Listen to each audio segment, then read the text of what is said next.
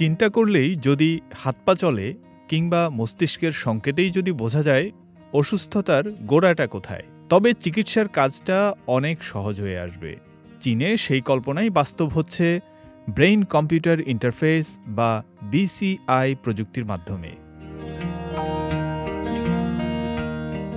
চিকিৎসা থেকে প্রযুক্তি ও ভোক্তা খাত সবখানেই বাড়ছে এই প্রযুক্তির ব্যবহার।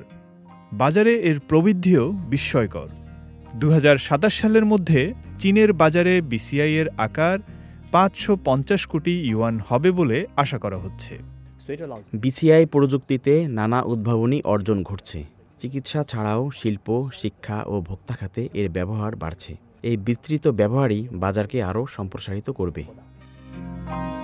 তবে এই প্রযুক্তির মূল চ্যালেঞ্জ হল মানুষের মস্তিষ্ক থেকে আসা জটিল বৈদ্যুতিক সংকেতগুলোকে সঠিকভাবে বিশ্লেষণ করে কার্যকর নির্দেশনায় রূপান্তর করা।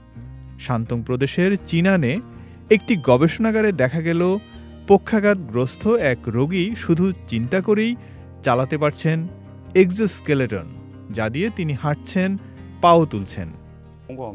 আমরা হাইজিক্যাপ ও ইলেকট্রোড ব্যবহার করে মস্তিষ্কের বেশ সূক্ষ্ম সিগন্যাল বের করি। তারপর তা আমাদের নিজস্ব তৈরি অ্যাম্প্লিফায়ারে পাঠাই। সফটওয়্যারে এই সিগন্যাল বিশ্লেষণ করে বুঝতে পারি রোগী কী ভাবছেন, এরপর সেই অনুযায়ী চিকিৎসায় সহায়তা করি।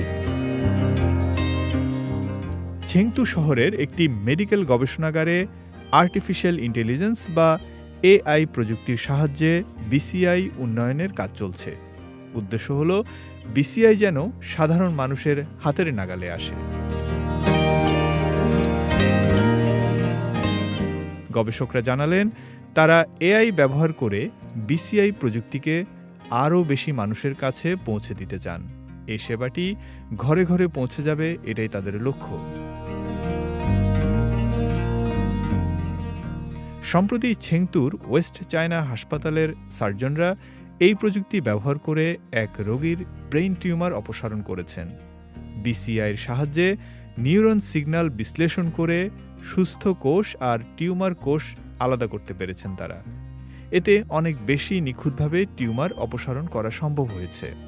মানব মস্তিষ্কের সঙ্গে কম্পিউটারের সরাসরি সংযোগ, এ যেন এক নতুন ভবিষ্যৎ।